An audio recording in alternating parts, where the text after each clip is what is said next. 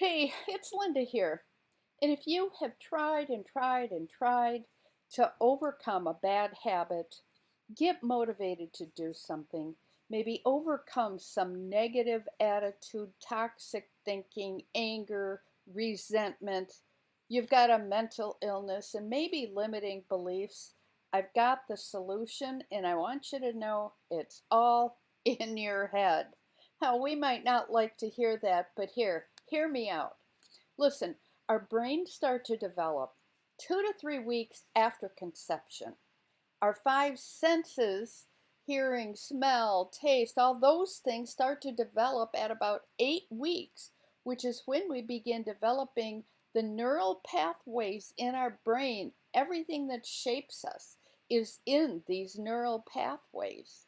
And by the time we're born, our brains have around 100 billion, yes, billion neurons. All we'll ever need to live life and function, and we start to make memories with these neurons and have chemistry flowing through our body before we're even born. Our brain is like a computer. See, it's blank without the software and the power of the mind that fills it with data, pictures, and files. So our brain's different than our mind. Our mind is what controls things. That's where the memories live and all those kinds of things. So we have to really focus on that. And when our parents are arguing and smoking and mom's drinking, that impacts us before we're even born. The smell, the sound, the anxiety. And these bad things happen to create muddy ruts of negative thoughts and actually brain injury, like we know fetal alcohol syndrome, and trauma that we get stuck in. And it may be as we get adults, maybe it's a divorce, being homeless, job loss, abuse, some kind of trauma, maybe an accident. All of these things cause these what I call muddy ruts in our brain, in our neural pathways. All learning creates neural pathways, whether it's good learning or bad learning.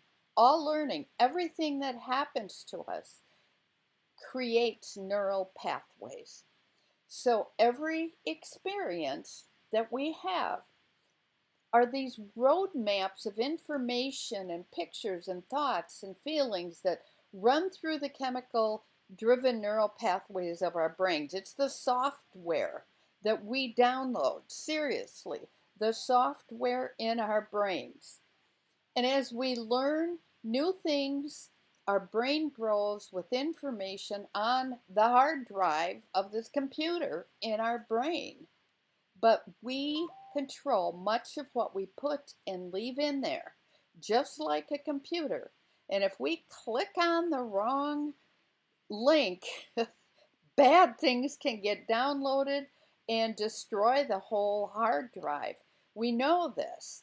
And it's difficult to understand that our brains are like this, but that gives us the power to kind of wipe things clean, to clean the brain, to have a mental reboot. It's amazing. And if we don't realize that, here's what happens. 87% of illnesses are a direct result of our thought life. The average person has over 30,000 thoughts a day. And fear triggers more than 1,400 known physical and chemical responses and activates more than 30 different hormones. So you understand why when that thought pops into our heads, oh man, a drink would be great, or oh, that chocolate cake looks good, or oh, I'm bored, I think I'm going to scroll social media for the next 5 hours.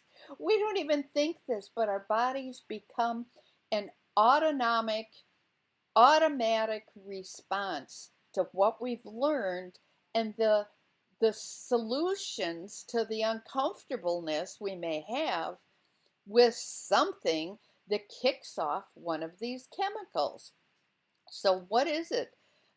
that kicks off and changes the chemistry in our brain. Well, I'll tell you, our gut, what goes into our stomachs, what goes into the mouth and through the stomach changes our brain chemistry. Think about it. If you don't drink and you don't eat, you die. So what does that tell you? What goes into our body feeds our brain. And that is important. So if we're not giving our brain the food it needs to function properly, we are going to pay a very high price for that.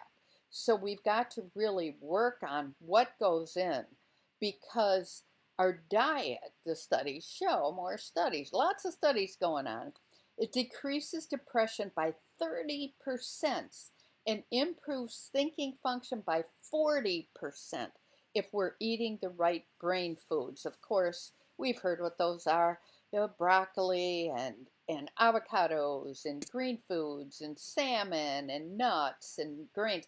They're called whole foods. You've heard about them. That's the kind of thing that feeds our brain. And just so you know, alcohol is a neurotoxin. It literally destroys brain cells. We've heard this since we were little kids. I did in school. 10,000 brain cells for every ounce of alcohol that you drink. So does it matter to you if your brain is functioning? Because a lot of people wonder, oh, I don't drink that much, but what's the risk that you're willing to take to have dysfunction? And when you think about it, alcohol, okay, so you have a couple drinks. What happens to you? You feel mellow. You feel lightheaded maybe. Maybe you get nauseous. What do you think's happening? Your brain is being impacted and going, what's happening? I can't think straight. I can't make good decisions. I feel sick. I'm going to throw up. Why are you throwing up? Because your body's trying to eliminate the poison that you have just ingested. So just saying, is alcohol a great choice for you? You might want to rethink it. But here's what happens when we ingest things or do things that change our, not only our brain chemistry, but our mental neural pathways, which cause our thinking, causes our feelings, and our feelings cause our emotions and our behaviors. And what is happening when we are trying to escape uncomfortable feelings like, oh, I'm stressed out at work, I need to fix this? Well, our body kicks off dopamine whenever we are doing something fun or something that like exercise, or we're running away from a bear. That's dopamine that is kicked off, and it's the chemical in our bodies that goes through our brains that gives us energy and motivation. Originally, so we could get away from danger. But now, what we've done is we found all these other things in life that kick off this dopamine in our brain, and we end up literally becoming addicted to the high that we get. You've heard people who get the runner's high? Well, that's why. You know, when people have anorexia or bulimia,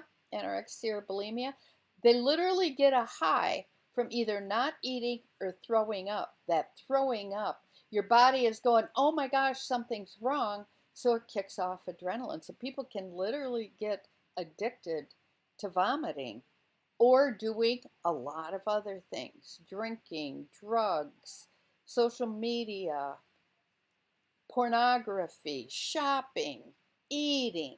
All of these things change our brain chemistry, and if we don't get a handle on it to get to what we call homeostasis, which is that being at home, static, comfortable in our own skin without all of these external devices that kick off dopamine, we have to learn to be comfortable being uncomfortable sometimes.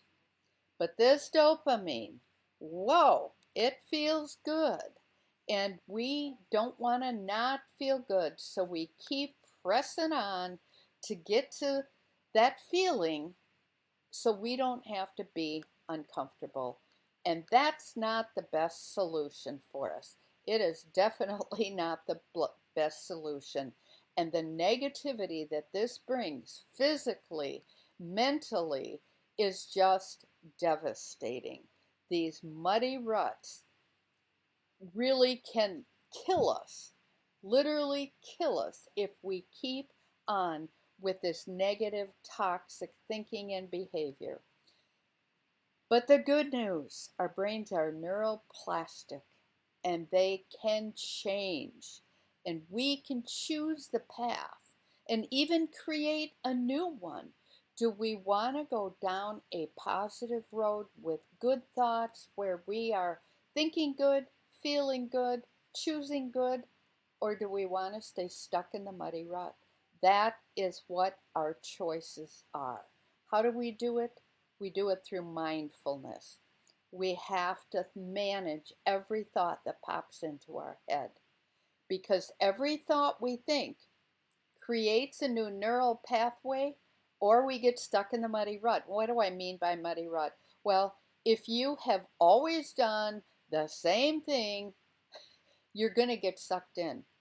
If you're stressed out from work and your solution is have a glass of wine when you get home, then that's where you're going to get sucked in. You're thinking about it before. I did this when I quit drinking, man, before I even left work.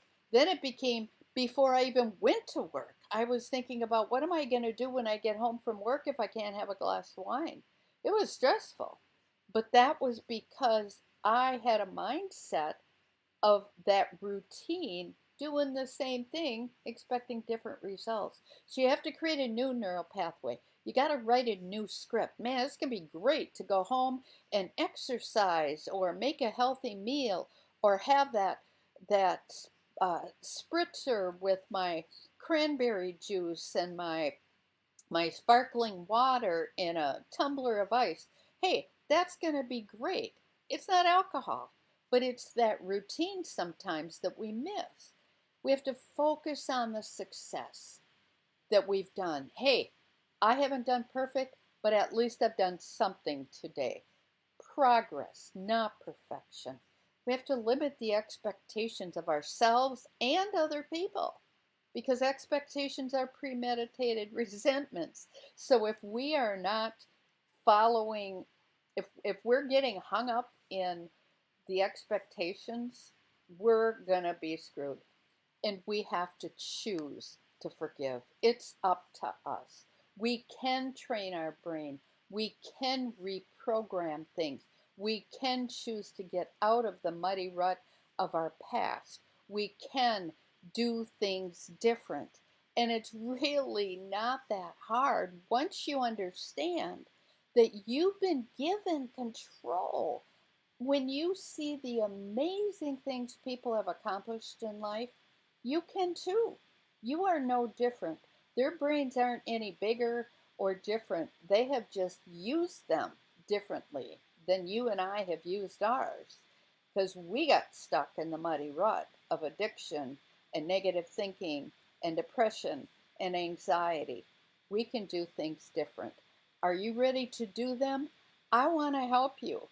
Can give you some hope for recovery in changing the way you think and how you have dealt with all the rotten things that have happened in life.